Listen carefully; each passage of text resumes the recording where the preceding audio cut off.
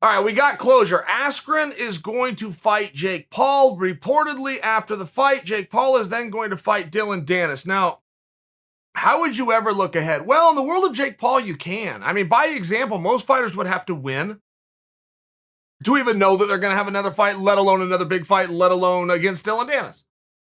I don't know if that's true with Jake Paul. He's just looking for guys to fight because Jake Paul's what, 2-1 now? One lost, one. Didn't seem to make a bit of difference. I believe I have that order right. One lost, one. Relevance being if I'm right and he lost his second fight and only had 3, then that means coming off of a loss, he was still a co-main event of a Mike Tyson card where Duke Jack was on the card. So it just works. It just works for him. The rules don't necessarily apply and he go out to fight. Yes, he actually could line up Ben Askren followed by Dylan Dennis, regardless of result of Ben Askren have a meaningful fight that everybody would like to see with Dylan Dennis. But let's back up to the Askren. This one's a strange one for me, right? Anytime the MMA community turns on the MMA community, it's one of those weird ones for me. I can remember when Dana was getting ready to come back and make all of these rules, and he's going to move forward in a pandemic. Now, he's got a million precautions up, and it's going to be nearly an impossible task to carry out, but this is what the plan is to do. And the MMA media turned on him. If the media had turned on him, if late night and this John Oliver and Stephen Colbert want to go have some fun with Dana, fair game. Have at it, fellas. When our own media turns on the industry, it's just this weird and baffling thing. And I only bring that to you because you can't trust your fellow brethren within MMA.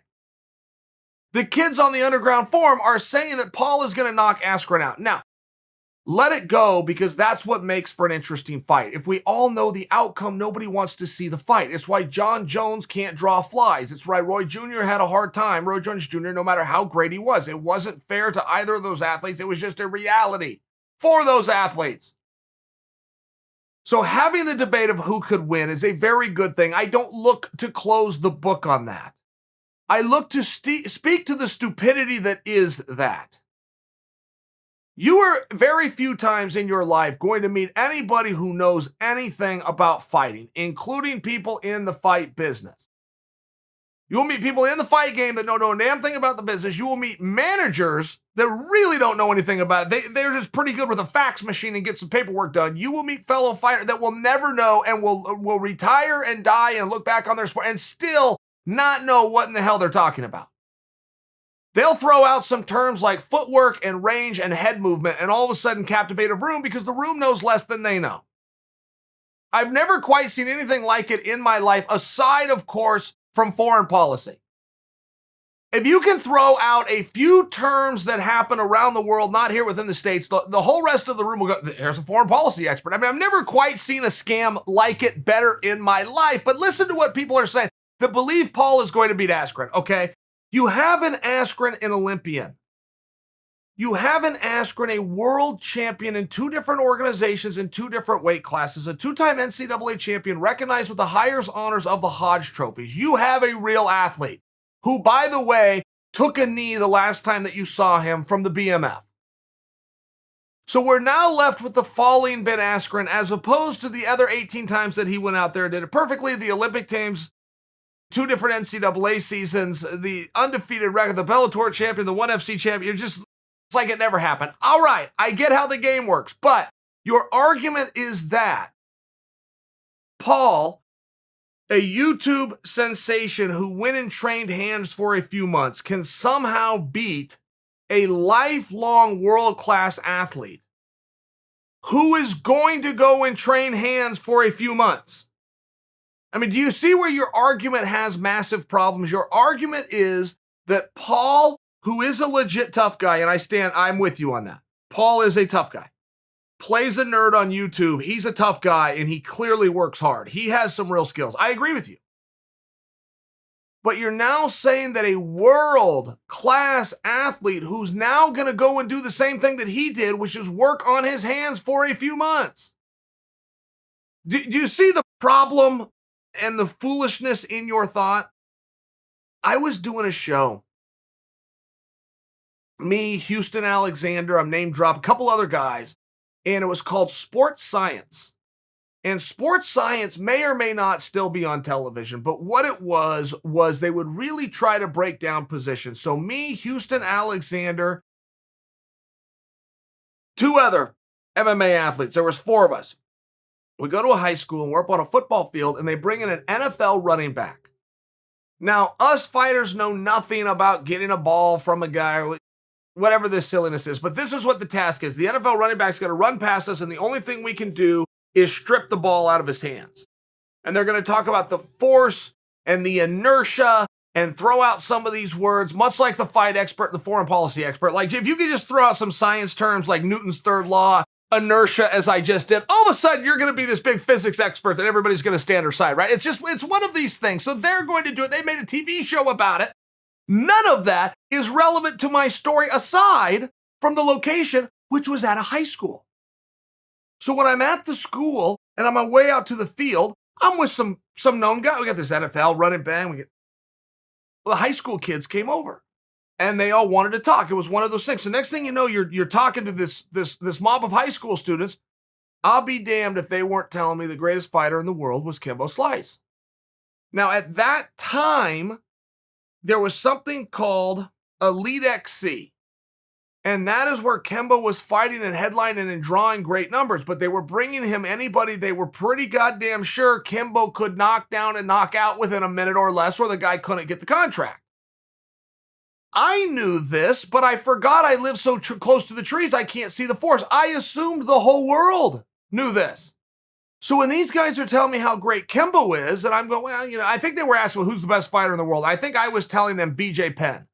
So this was like 2008, 2007. So I remember saying, well, I think this guy named BJ Penn, I think he's overall the best. Oh, no, you're crazy. It's Kimbo Slice. And I kind of laughed, and then I started realizing they were serious. And I said, well, Kimbo's fighting too. And they go, I just saw him knock a guy out in 40 seconds. He did it Saturday night. CBS. Kimbo's the best. BJ's last fight went all 15 minutes. It was one of these things where I go, oh my gosh. Oh my God, I did it.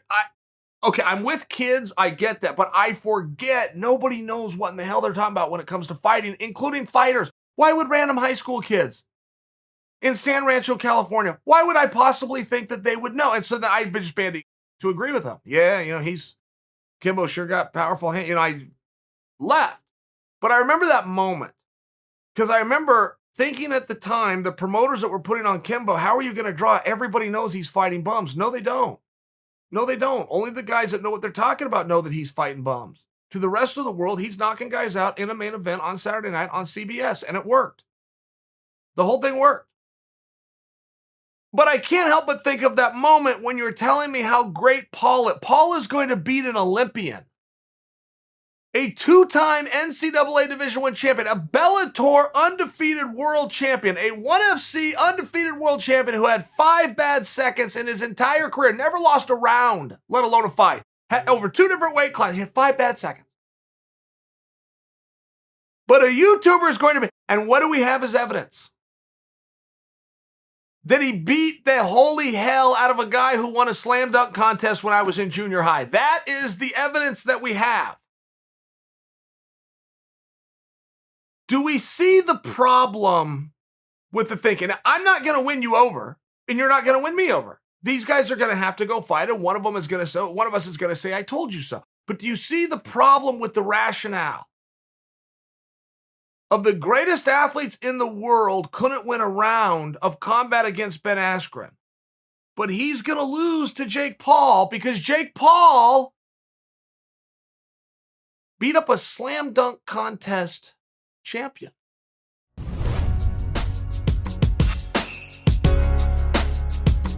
Uncle Chael, Uncle Chael, there's no bad guy like Uncle Chael.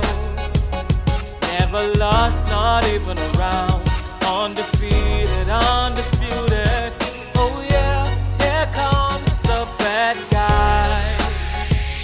Uncle Chael, Uncle Chael, there's no bad guy like Uncle Chael.